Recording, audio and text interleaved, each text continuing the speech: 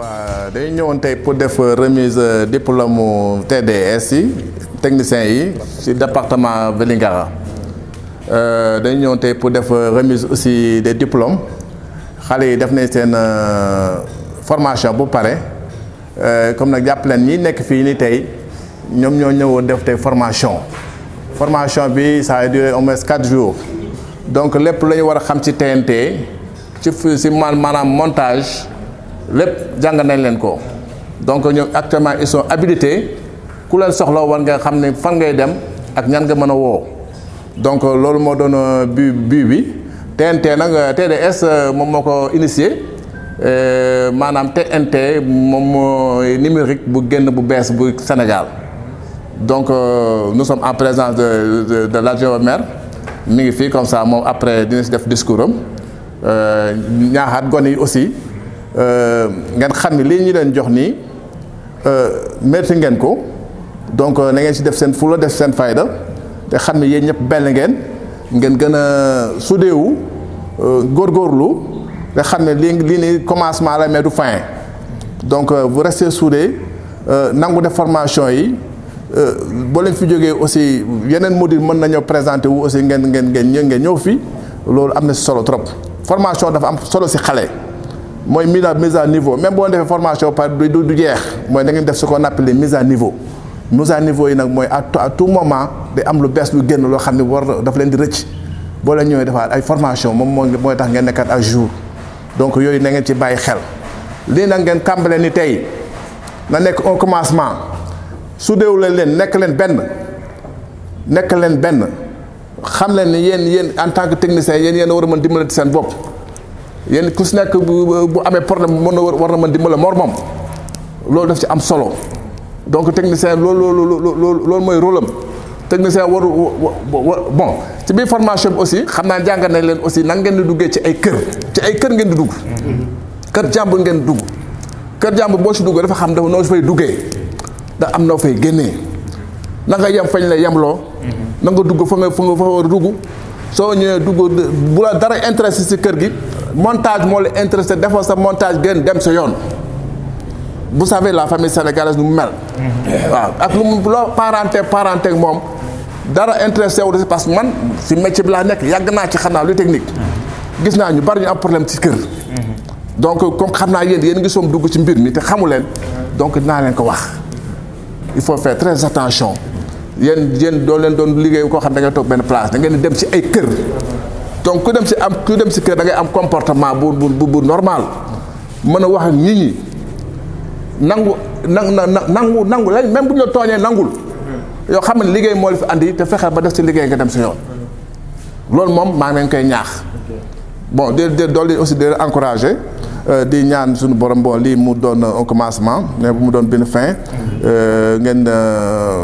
lépp la ngeen ci wut ak li ngeen ci bëgg yàlla suñu borom fulal leen ko voilà d'accord je vous remercie. D'abord maa ngi présenter sama excuse parce que ni sa réunion laa jógee réunion boo xam ne PUDC moo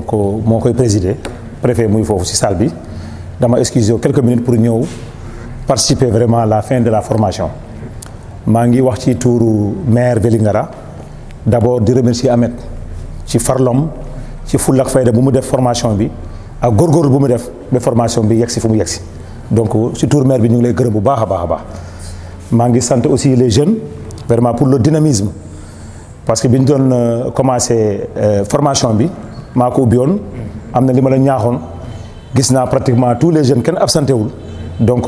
téye nañ ko fulla ak fayda comme ni ñu ko bëggee woon. avec des conditions difficiles ñu ngi koy regretter vraiment ngeen baal ñu ak parce que ce n'était pas de notre volonté. di remercier aussi Keita parce que c'est un technicien am na expérience donc bu waxee ak yéen war ngeen fulal lu mu wax ngeen déglu ko bu baax a baax parce que quelqu'un qui est dans le sérail comme on le dit koo xam ne bu baax a baax luy technologie jox na leen conseil yaakaar na conseil boobu comme on le dit c'est pas rentré dans l'oreille d'un sourd. maa ngi leen di féliciter di la encourager dina leen ngeen góorgóorlu vous avez la chance d'être parmi les jeunes qu'on a formés téye leen ba mu dëgër li ngeen tey nii yéen a bokk génération mun na am beneen génération di ñëw on peut considérer que bii mooy première génération bu leen ko jàpp que lii dafa tuuti attestation bi lu rëy la lii c'est un diplôme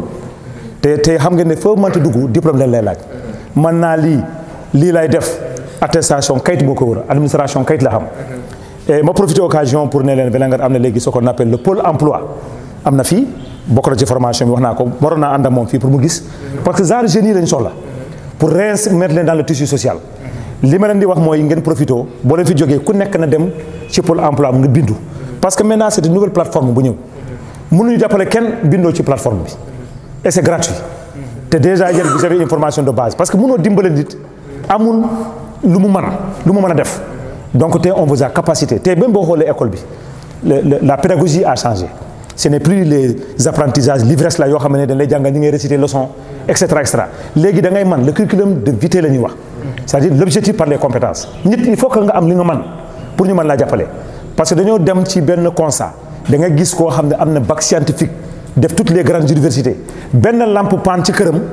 il fait appel à quelqu'un boo xam ne que C2 la yamoon mu ñu defar lampe bi te pourtant sur le plan théorique boo ko joxoon fii bi ak fay mu xamal la lépp loo xam ne muy technologie moo tax Amérique boo fa demee mën naa lii am naa document bi ñoom loolu intéressé wu leen lu leen intéressé mooy loo mën a defar. Qu'est-ce que tu sais faire? On n'a pas besoin de ces diplômes là te on a besoin des compétences Sénégal foofu la toll PSE foofu la toll instant bi la politique du chef de l'État ce qu'on appelle le PSE il met l'accent sur les compétences c'est-à-dire sur les ressources humaines nit parce que nit mooy développé fii yëpp àll la moom boo gisee mu am hôtel mu am leneen nit moo ko transformé c'est la personne qui transforme les milieux donc lu am solo la donc tey formation bi ngeen am formation bu solide ngeen am lii tuutiwul ñu leen di vraiment yàlla na yàlla jàppale ku nekk gis boppam je vais terminer en disant former leen une famille bu leen réeroo mën ngeen ubbi groupe WhatsApp ngeen di jokkoo ngeen di xam fi ngeen di voilà administrateur boo xam ne mooy gérer affaire bi parce qu'on sait jamais parce que dès le retour du maire il va recevoir votre équipe wax na ma ko pour xool dans quel cadre di leen xool ñu leen di jàppale parce que boo xoolee même les jeunes du service civique au départ bu ñu leen yóbbee à Thiès ñu def formation dañ leen libéré ñu yaakaar ne pare na mais tey ils sont tous dans les administrations am na ñoo xam ne ñu ngi ci mairie bi am ñoo xam ne ils sont à l'IEF et cetera formation boo am rek xamal ne tu as un plus surtout que yenn technologie lu am solo la parce qu'on peut pas changer un pays sans la technologie donc tey yéen a am chance on a testé avec vous yàlla na leen yàlla jàppale mu nekk seen njëriñ mu nekk loo xam ne ku ne day gis boppam voilà donc di la amoon wax ci tour maire di leen jaajëfal wasalaam